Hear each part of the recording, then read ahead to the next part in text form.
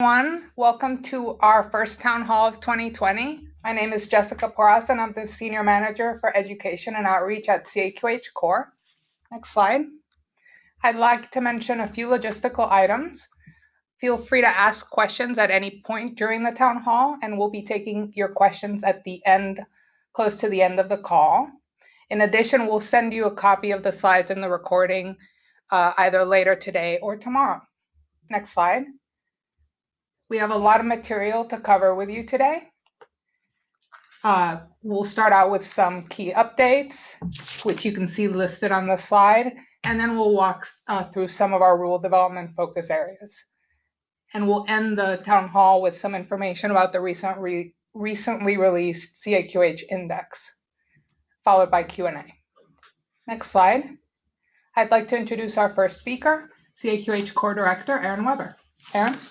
Thanks, Jessica, and thank you to all of you for joining us today. We're really excited about 2020. We have a lot of great activities planned around rule development and certification, many of which we will tell you about today. First, a little bit of background for organizations that are newer to CAQH CORE. CAQH CORE is a multi-stakeholder nonprofit organization of health plans, providers, vendors, clearinghouses, government entities, associations, and standard-setting organizations that come together to develop operating rules or business rules to govern the exchange of healthcare administrative and clinical information. We represent more than 75% of the insured population. And in addition to developing operating rules, we see our role as more broad than that. We do significant testing, ROI measurement, education and outreach through sessions like today, speaking at industry conferences to build awareness around the operating rules and other industry issues, as well as driving adoption. We were designated as the National Operating Rule Author by the Secretary of Health and Human Services for the HIPAA-covered administrative transactions, and we continue to develop operating rules for those transactions as well as other business processes. We are governed by a multi-stakeholder board, and all of our rules are focused on remaining technology agnostic. On the next slide, you can see an overview of the rules that we have developed to date. We have developed 5 phases of operating rules addressing 7 different transactions, and I'll talk a little bit more about the phased approach in a minute. But what I want to highlight on this slide is the cost savings of using electronic transactions. The operating rules really do add value to these electronic transactions to ensure the right information is exchanged with common industry expectations. And so you can see here through our CAQH index, we have updated numbers here on the value of exchanging this information, moving from manual to electronic transactions. So for example, an eligibility transaction costs $7.55 more when it's conducted manually than when it's done electronically using the HIPAA standard. So we really support the industry's transition to electronic transactions and greater automation. Within CAQH CORE, we set goals every year, and I want to highlight our 3 key goals for 2020. These are set and approved by our board of directors. The first is focused on evolving our integrated model of rule writing, certification, and education, and improving how efficiently we are doing our work. I'm going to talk in this presentation about our transition from phase-based operating rules to operating rules organized around business transactions. We're also looking at new ways to evaluate and make our processes more efficient throughout the year. Our second goal is related to our certification program. Organizations can get certified in each phase of core operating rules, and we are particularly focused on the EFT and ERA rules, as well as the prior authorization rule sets in 2020. My colleague Taha Anjawala will speak later too about our recertification program, which is newly launching this year as well. Finally, our third goal is really focused on ensuring we are addressing the topics that are most important to the industry, where the industry may be having the greatest challenges in terms of driving automation. This year, those topics include prior authorization, attachments and additional documentation, value-based payments, connectivity, and our ongoing maintenance of our existing operating rules. So with that, I'm going to give a quick update on some activities that are occurring at the federal level that impact those of you working in this area, and then move on to give some more detailed updates of the work that CORE is doing right now. I'm going to highlight 4 different items that are occurring at the federal level. The first is just an announcement that if you didn't see it, the Office of the National Coordinator for Health IT, or ONC, just released their updated interoperability standards advisory. This is an online tool that includes basically a compendium of all the standards and implementation specifications that are available to the industry to exchange both clinical and administrative data. Both the HIPAA transactions and the operating rules are included in this guide, and it's a great resource for the industry. ONC invites the industry to provide comments on an annual basis and then provides updates. So that latest version has been released. The next topic I want to highlight is the ONC Draft 2020 to 2025 Federal Health IT Strategic Plan. So ONC has released a 5-year strategic plan for public comment to get feedback on where their strategic initiatives will be focused over the next 5 years to help improve the delivery of healthcare. Comments are due on this by March 18th, so I encourage you all to take a look and provide feedback from your organizational perspective. The next item I'll highlight, this is probably not news and I don't really have an update here, but the CMS and ONC recently released 2 interoperability and information blocking interim rules about a year ago. There was a comment period. And it is anticipated that those final rules will be coming out in the coming weeks. So I know that the industry is both highly anticipating and excited for these rules to come out, which will probably impact all of our key stakeholders, particularly around the information exchange between providers and patients. Finally, I want to highlight the work of 2 federal advisory committees. The National Committee on Vital and Health Statistics advises the Secretary of HHS on various topics related to health data, statistics, and HIPAA. This group meets quarterly throughout the year, and their next meeting is in March. They have been focused on creating predictability roadmaps around the release of new standards and operating rules within the industry, and also coordinating with HITAC, the Health IT Advisory Committee that makes recommendations to ONC similarly on policies and standards and implementation specifications. NCVHS and HITAC have been doing some joint work related to prior authorization and anticipate that work to continue throughout 2020. HITAC's next meeting is later this month. So that's kind of a high-level look at what is going on at the federal level in our space. And now I'm going to move into some key updates related to the work that's occurring within CORE this year. The first update will probably be very familiar to those of you who have worked with us over the years, both on the operating rule development front and on the certification front. As I mentioned earlier, historically, all of CORE's operating rules have been organized in phases. When CORE was founded, it was the concept was that each rule set built on the prior rule set to encourage feasible progress across the industry.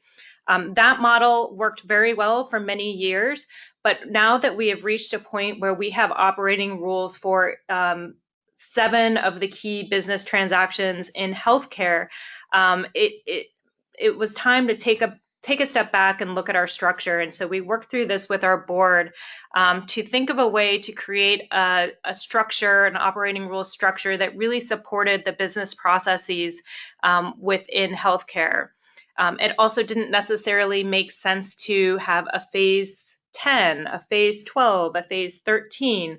And so what we are moving to is a more flexible framework organized around business processes where we can easily add new rule requirements into a rule set, remove outdated requirements, ease the implementation burden by not requiring organizations to be certified in prior phases before they can implement a certain phase. And with the recertification process that you'll hear about it in a minute, it will also ensure that the industry is able to stay aligned with the most recent operating rule updates. A subset of our operating rules are federally mandated, the eligibility, claim status, EFT, and ERA operating rules, and we are coordinating with CMS to ensure clear communications related to those rules. Prior to this, those were the phase 1, 2, and 3 operating rules. Now they will be described as the eligibility, claim status, EFT, and ERA operating rules. To give you a visual understanding of how this will work, this slide lays out how our rules are currently organized by phase. And you can see that some business transactions are split across phases. So for example, we have prior authorization transactions in both phase 4 and phase 5. And the phases are also covering multiple business transactions. So for example, phase 4 includes 4 different business transactions. With our new model, we will be organized by transaction. You can see here it's much cleaner where each transaction has an infrastructure rule. Many transactions also have a data content rule and then potentially other rules like the enrollment data rules for EFT, ERA. And the vision here is then that the connectivity rules will apply across each of these business processes. So we'll be putting out a lot of communications. Our goal is to go live on this at the end of Q1. It requires a lot of administrative updates on our end, and we will be doing our best to communicate out with you all what this means for your organization as well. One more update before I turn this presentation over to my colleagues. You may have seen a press release earlier this week about an update that has been made to the Phase IV Prior Authorization Infrastructure Rule.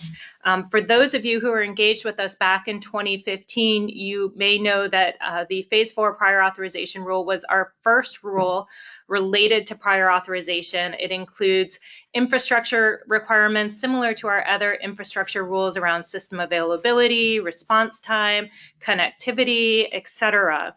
When that rule was first approved, it included a requirement for response time that organizations needed to respond to a prior authorization request within 3 business days of that request being made.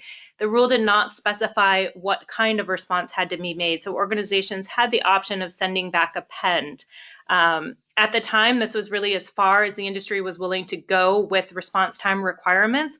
But over the last couple of years, with the renewed interest in prior authorization and vocal support from our core participating organizations, we conducted some additional analysis, and we're really seeing some momentum at the state level in terms of developing turnaround time requirements. As many of you may be aware, about 30 states have existing response time requirements in place, 8 of which have response time requirements that are 2 business days in terms of providing a final determination. These response time requirements really vary across the states, and so there was interest in creating a more national approach. Given with the Phase 5 prior authorization data content requirements, it is much more feasible with that extra data content being exchanged to conduct a prior authorization within a shorter expected time frame. So I'm really pleased to announce that earlier this year, the core participants approved by 80%, and then the CAQH CORE board also approved an update to the Phase 4 prior authorization response time rule. This update includes 3 basically new requirements. The first is that health plans have 2 days to request additional information needed when they receive a prior authorization request to make a final determination. Then once a health plan has received all of the information it needs to make a prior authorization determination, they have 2 days to communicate that back to the provider. It also includes an optional closeout requirement where a health plan may choose to close out a prior authorization request if the additional information it has requested to make a final determination is not received from the provider within 15 business days of communicating that. I want to highlight that each of these requirements must be adhered to 90% of the time within a calendar month. That 90% was really important to the core participants because it does allow for system downtime and the understanding that there are some cases that are very complex when it comes to prior authorization that may require more time. These requirements do not apply to urgent, emergent, and retroactive prior authorizations because of the unique nature and needs of those exchanges.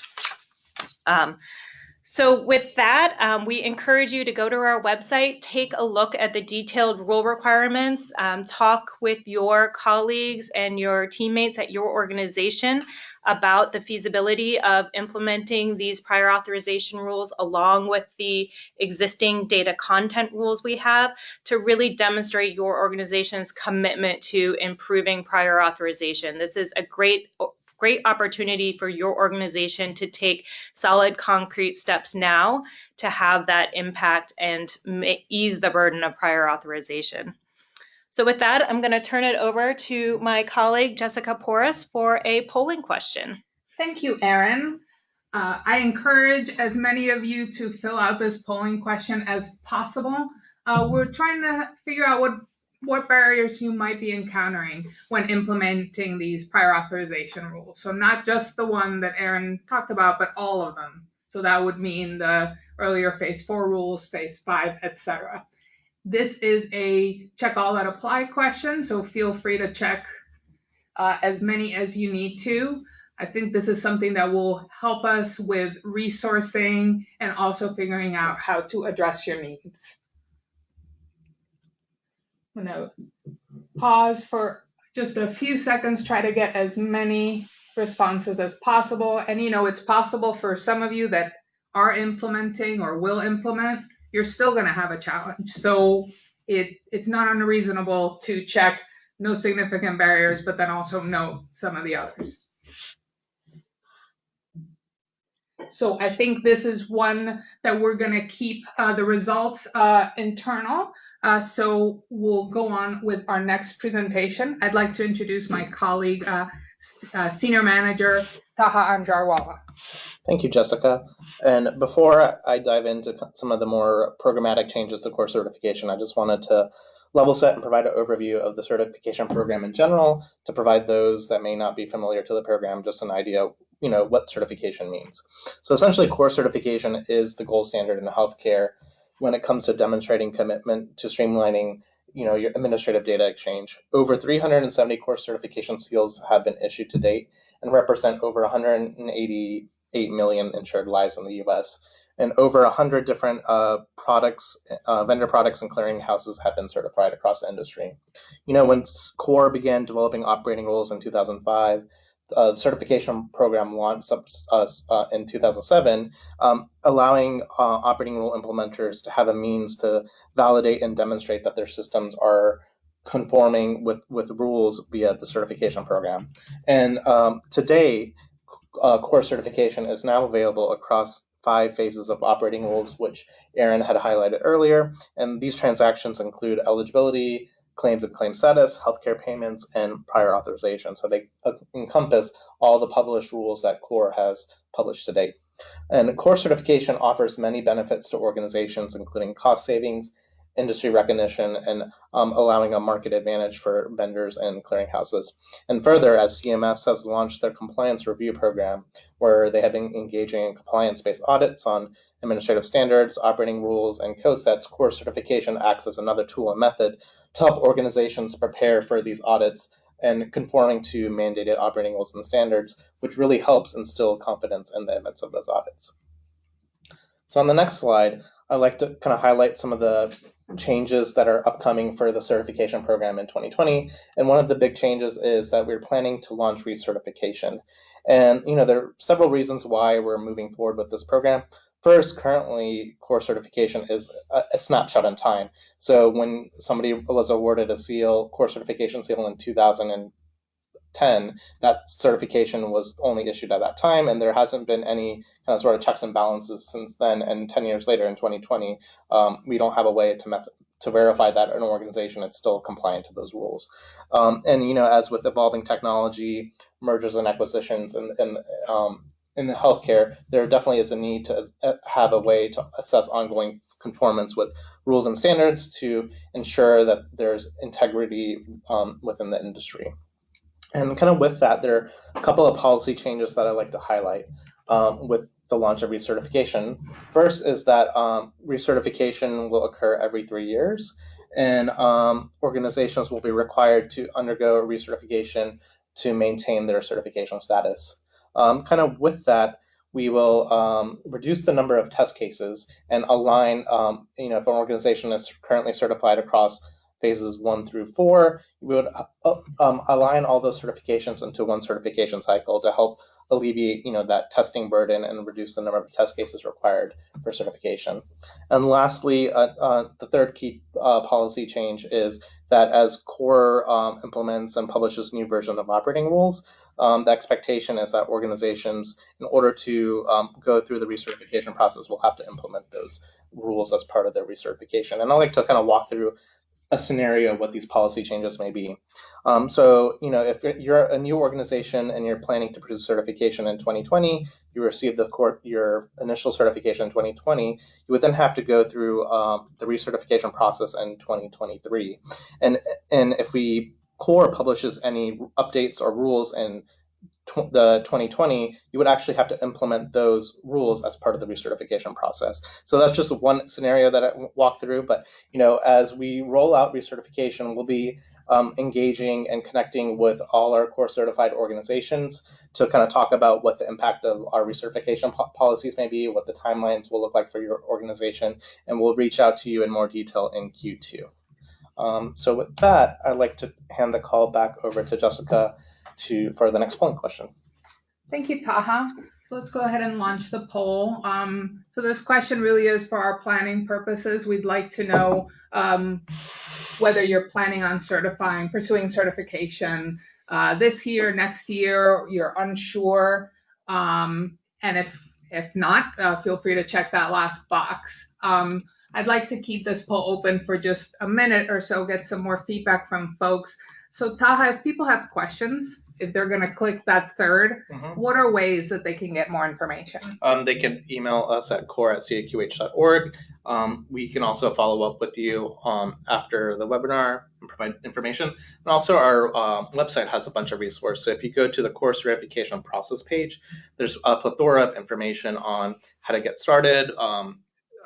And I would recommend the best place would be our analysis and planning guides. So if you look through that documentation, that really is a really good starting point to assess kind of where the operating rules are, where your gaps may be in with your systems, and what sort of remediation steps you may need to take in place.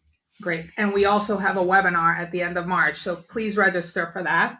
Let's go ahead and close the poll, and we will go on to our next segment. I'd like to introduce Core Manager Lena Gebremarian. Thanks, Jessica. So we move on to the next slide. The shift from fee-for-service to value-based payments has been a strategic priority for the industry for the past decade or so, not just to bend down the cost curve, but to also increase the overall health of populations. But there is a high barrier to entry, whether to create a new model or to participate in one. Here you'll see 72% of health system executives believe that organizations have the capabilities needed to increase levels of risk, but over the next 1 to 3 years. 42% of executives cite that operational processes are the top challenges in maintaining a risk-based capability. And 57% of executives do not believe that they have the data and tools necessary to be successful under VBP. So these are actually very similar challenges that were in the industry when CORE first was created to help with the administrative transactions around the fee-for-service model. Next slide, please. And so CAQH CORE built a vision of value-based payments with a common infrastructure that drives the adoption of these payment models by reducing administrative burden improving information exchange, and enhancing transparency across clinical and administrative verticals. So over the past 2 years, we've conducted research and gathered groups of our participants to really identify what the largest pain points are when it comes to administrative burden in value-based payments, and how CAQH CORE might be best positioned to address that. And so what you'll see here on slide 24 is the top 5 opportunity areas that were chosen by our core participants. So the first 3 are those that we will be pursuing in the near term through our value-based payments initiative. The first is allowing a provider to understand what patients are attributed to their value-based payments populations at the point of service. So rather than the retrospective at the end of the year, this is who was in your population, how do I know that beforehand when it can actually impact a patient's care? Second, patient risk identification prior to the point of service. So how do I know about the overall health of that patient? That way I can actually care health plans or care management better than if I had that information at the end of the year. And the third, we are actually looking through pursuing for a VEP pilot later this year with the idea of expanding the code sets that are available on healthcare claims.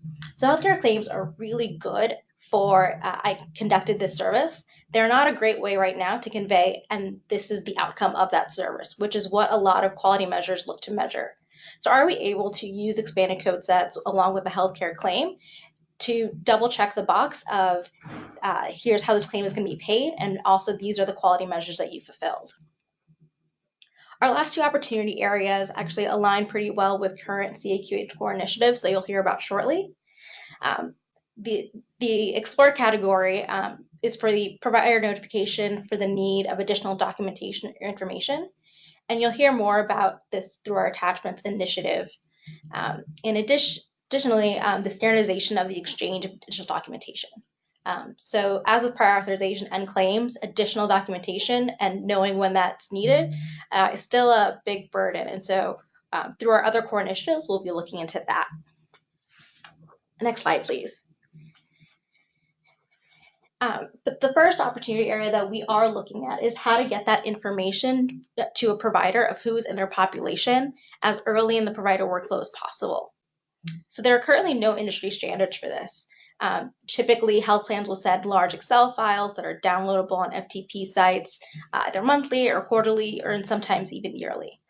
So looking to streamline this business process, CAQH CORE launched a VEP subgroup that will draft operating rules to enable greater uniformity.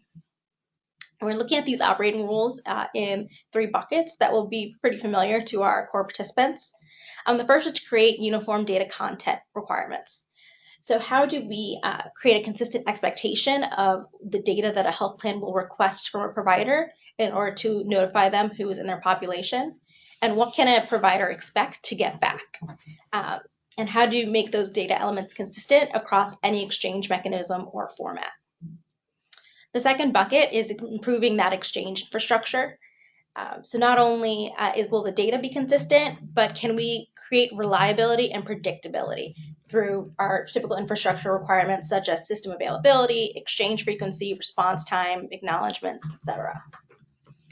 And finally, building a connectivity safe harbor. So these infrastructure and data content requirements, should be consistent across any exchange mechanism or format. So whether a provider chooses to use a HIPAA mandated transaction such as the 270, 271, or a new emerging standard such as a FHIR API.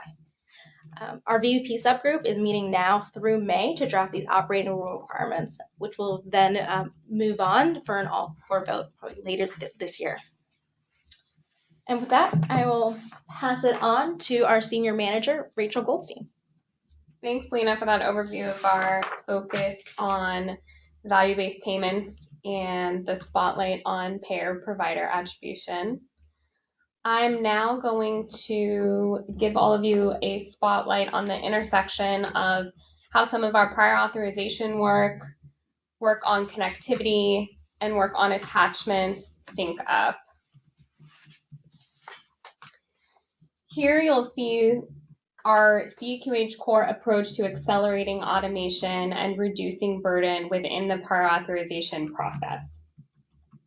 It's 5-pronged, and we'll walk through briefly kind of each of these. All of these projects that intersect connectivity, attachments, VVP, PA, they of course stand on their own, but today we'll focus on how they work together. The first prong you see here, as well as the second prong, should be familiar for you. Aaron, our core director, just went over how we've updated our prior authorization response time rule, and how that was in part made possible by our enhancement to data content via our data content rule, both for prior authorization. That's prong number 1 and number 2 that you see here. Prong number 3 relates to providing for consistent connectivity modes for data exchange. My colleague Bob will be addressing that, as well as number 4, enabling consistent exchange of additional clinical information or attachments, and how these 2 areas are essential for closing some of the interoperability gaps we see for prior authorization. The 5th prong to our approach to really accelerating PA automation and reducing burden is consistent evaluation of how all of these pieces work together across our pilot and measurement initiative. This initiative allows us to identify impact of current operating rules, potential future ones, and really identify opportunities to continue to make the prior authorization process better for all. So before we dive into each prong, a couple of slides of background. Our approach that I just went over is heavily informed by the years of research we've done on barriers to automating prior authorization, to getting through the process as electronically as possible, knowing that, to Aaron's point earlier, sometimes no matter what, a prior authorization, given the nature of it, does need to drop to a manual intervention. But for a majority of prior authorizations, how do we make that process more electronic, and how do we reduce that burden? Some of the barriers that are listed here, some of the top ones that I think are very relevant to this discussion and this spotlight, are lack of consistent data content across industry and ways that you can electronically discover what information is required for a prior authorization request to essentially be fully adjudicated and receive a response from a plan from a provider perspective. Also, lack of direction on how to request and exchange additional clinical information or attachments to support the prior authorization process. Another one I'd like to call out here is varying implementations of different connectivity approaches, which makes interoperability at scale and consistent prior authorization burden reduction a major challenge. On the right of this slide, you'll see some key takeaways from our most recent index. And I think these are interesting even when portions of the prior authorization process are conducted electronically. Given that many points of the workflow still drop to manual, this is one of the reasons that we do still see some of these numbers. Aaron will be talking a little bit later more about our most recent index. Here's a summary slide of our existing operating rules that apply to prior authorization and ones that are under consideration. So if you're wondering where we've been, what's available, and what's coming, if you want a cheat sheet on that slide from a prior authorization perspective, including at a high level how connectivity and additional documentation come in, this is a slide certainly to refer back to after the presentation. I won't go into detail here, but know that it's a nice leave behind and also kind of helps pinpoint where our rules apply in major parts of the prior authorization process. Now we'll dive in a little bit deeper, give each of these prongs a little bit of love. So the first and second prong go hand in hand. I've already talked about this. They relate to our CAQH CORE data content rule, as well as consistent response timeframes. As Aaron mentioned earlier, enhancing the data content via a prior authorization data content rule that was published in May 2019 really enables faster turnaround which allows consistent national timeframes, which Aaron went through earlier in this presentation, to be a possible reality for industry. So how does the enhanced data content, how does our data content rule do that for prior authorization? First, it specifies data content requirements for patient identification, errors, action codes, allows for consistent communication with providers regarding what additional information is needed when prior authorization is pended, and provides for consistent use of codes on next steps, status, and decision reasons.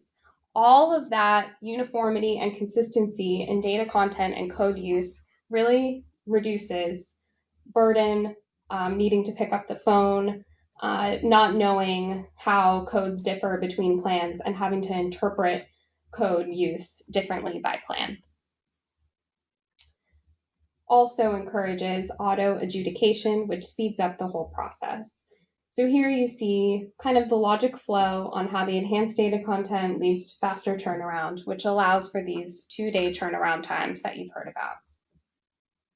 Next, our CAQH CORE Director, Bob Bowman, will talk about how updating our connectivity requirements, as well as working on attachments operating rules, will make it easier to do prior authorization electronically at scale. Great, thank you, Rachel.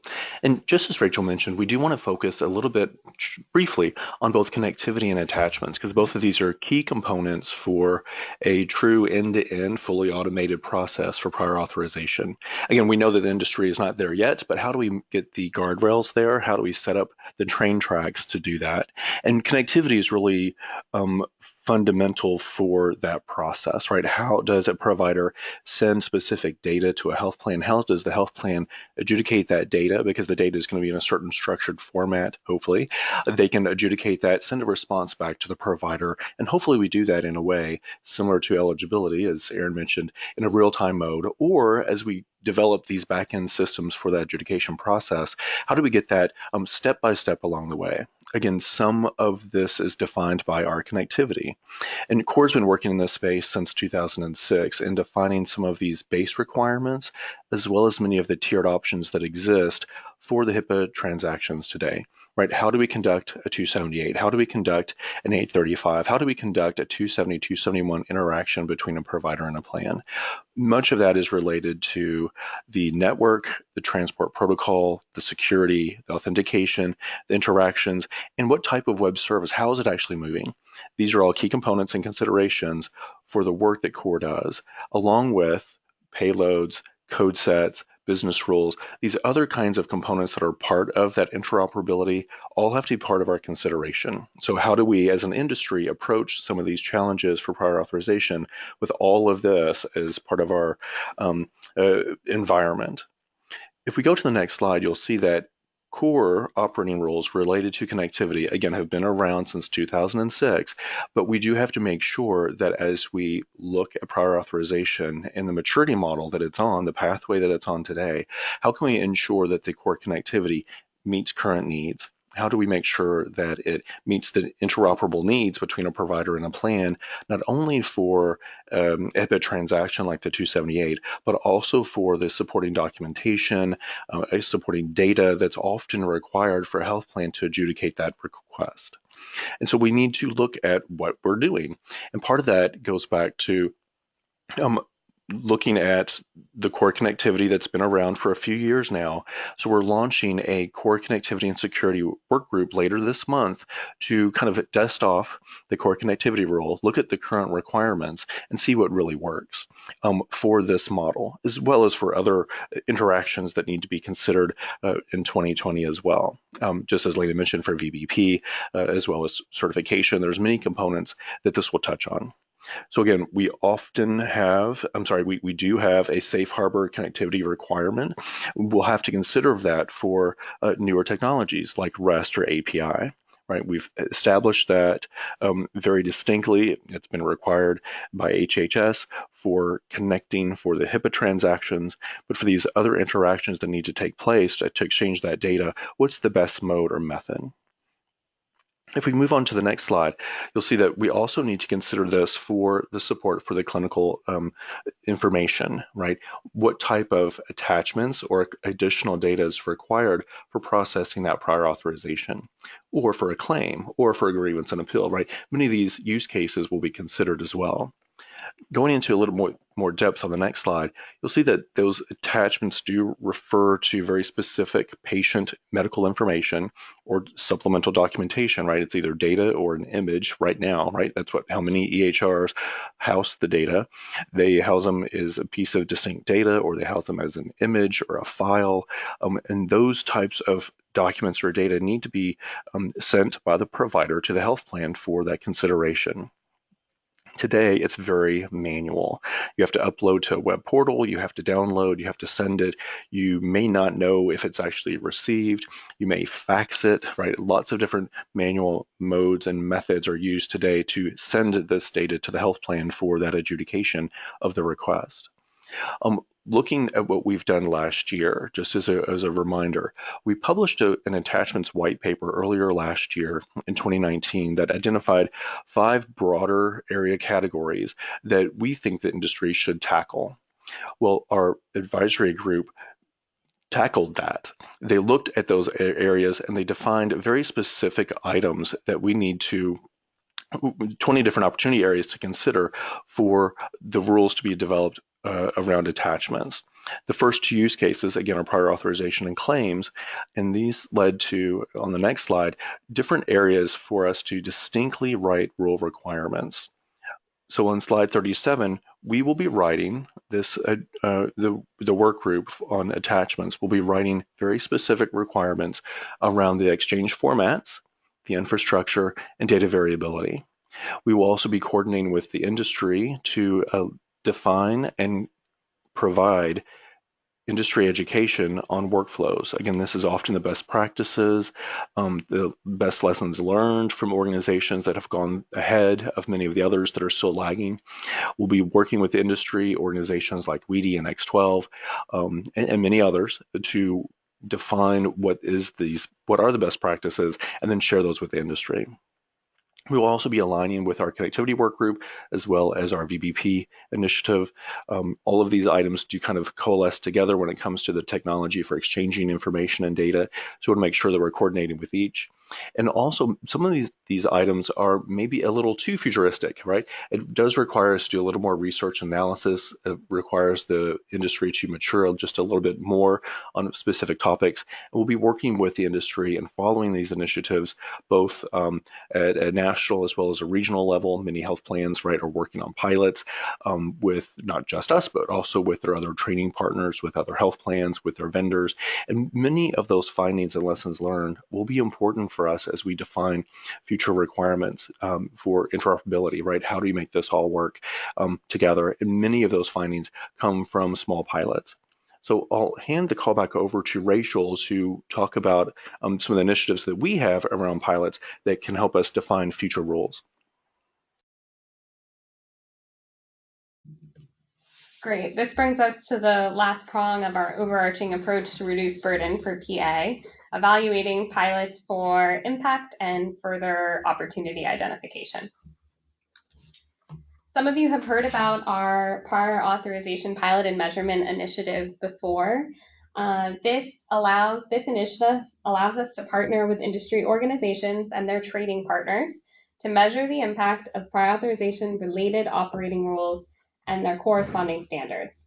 This allows us for real-world exploration of potential new rules and that valuable impact information that we all crave and want to know as we think about moving forward with our own implementation projects at our organizations. This information that comes out of these impact studies and partnership, the collaborations with organizations doing pilots will support potential recommendations for national implementation as appropriate to the appropriate bodies and CVHS and HHS. And there are a couple different ways that organizations can engage with us. These are summarized at the bottom of this slide.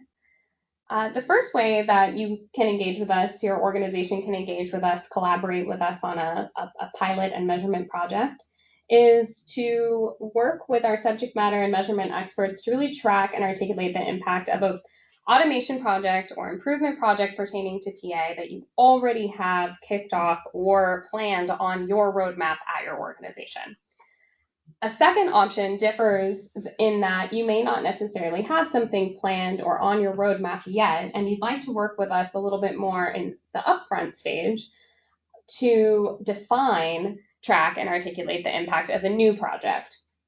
That would really allow you to isolate where you may already be implementing prior authorization related operating rules, and also see where there are opportunities to implement new ones and really do a very clean impact measurement there. So both options are good options. There's no right or wrong answer here. It really is flexible to allow for industry participation. And we are already working with several industry organizations and their trading partners with a couple of different projects in flight. That being said, we are still certainly open to speaking with you and your organization. If either of these options sound like something that work for you and your organization this year, or something you'd like to explore more, this is a great opportunity, and certainly reach out to us if this is something that interests you.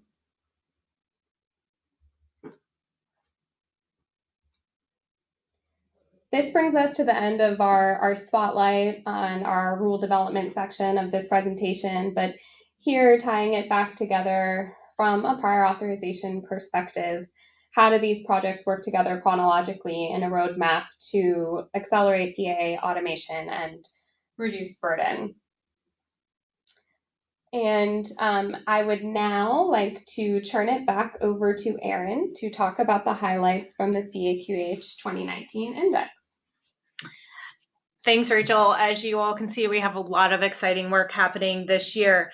I'm going to very quickly, so we have time for questions, go over some of the key findings from our 2019 CAQH index, which came out last month.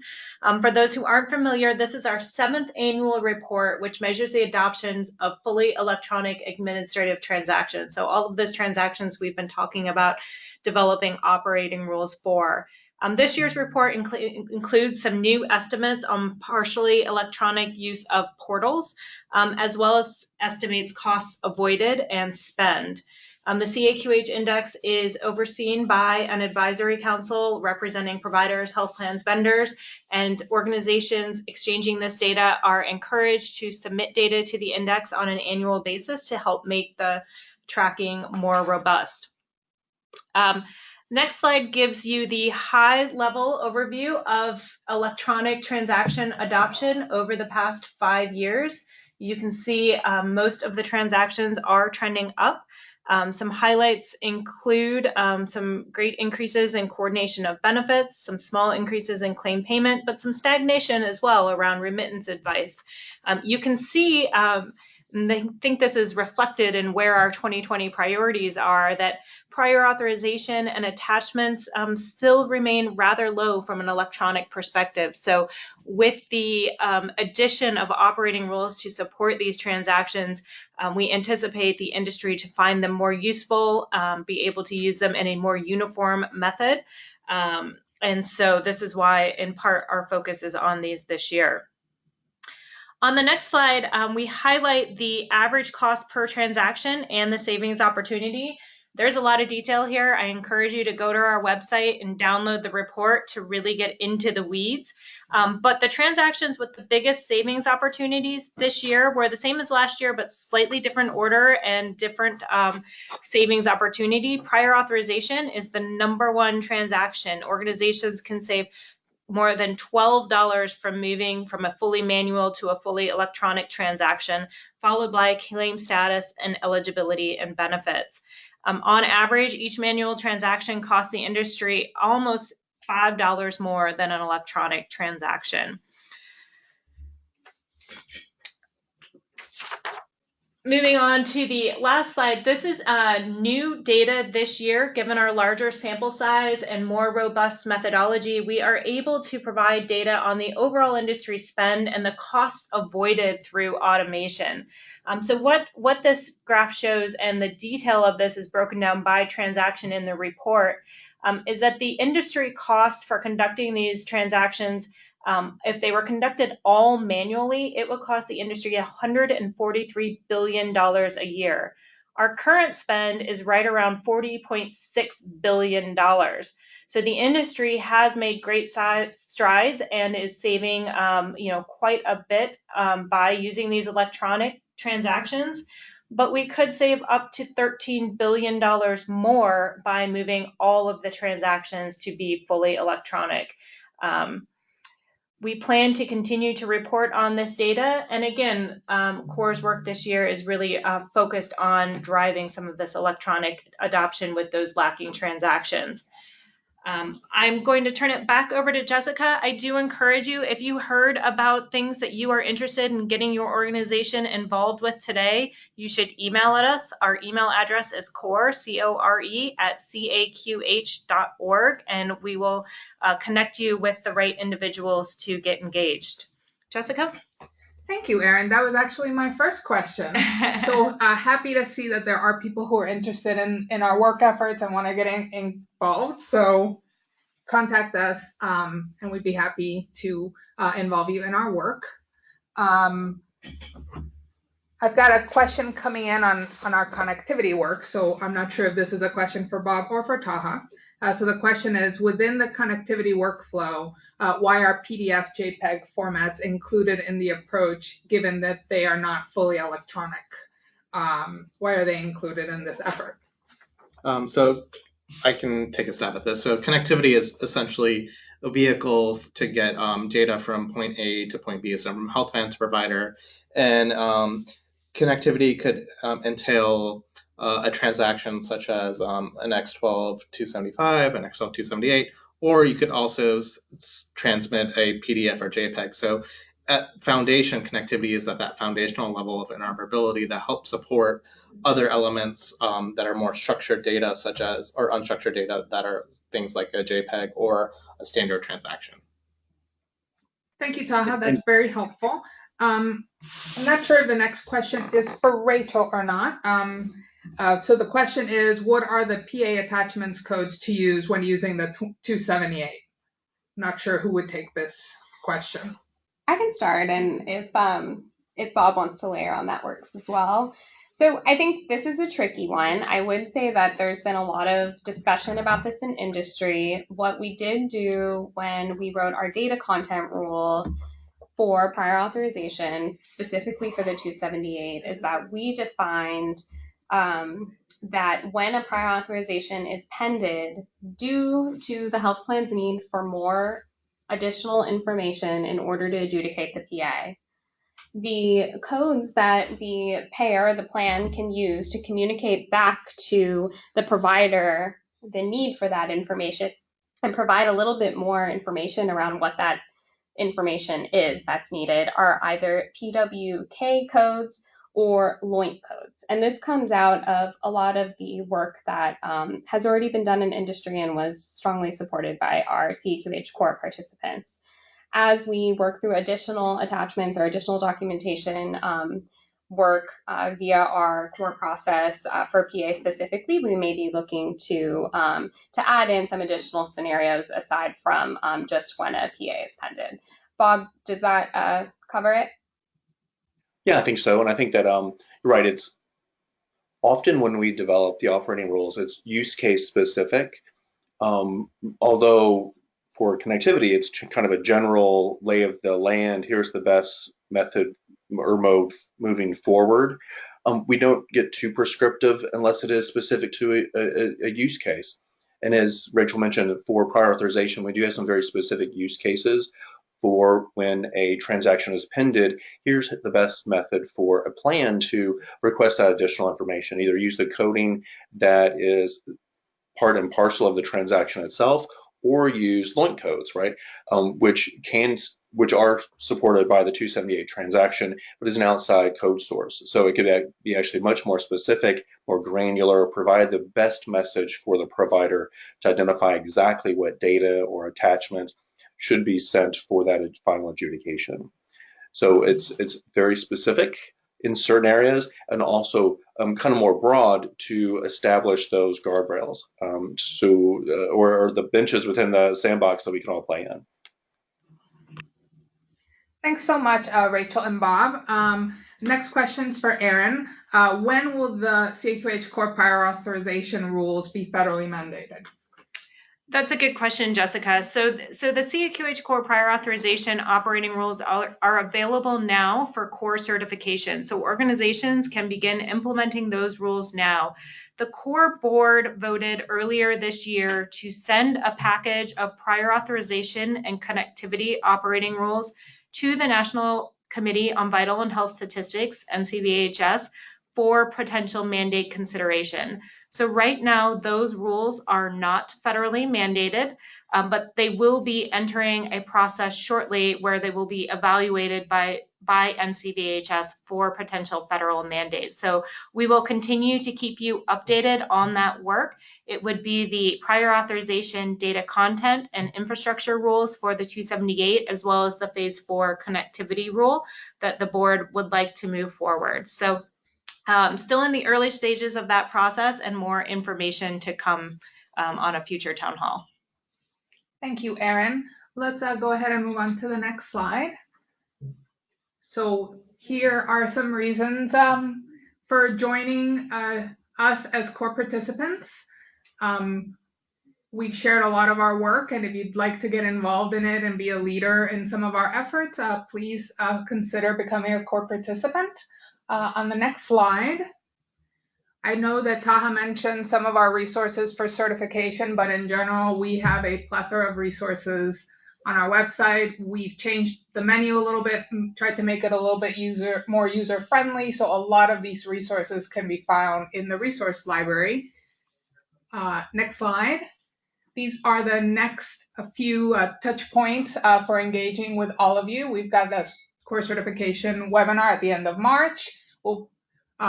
Aaron will be presenting at the HIPAA Summit in March, and then also there will be a few folks from CORE attending him, so please feel free to reach out to us if you'd like to meet us and talk about a way to collaborate. And with that, I'd like to thank you for joining us and for your time, and we will talk to you soon. Thanks so much.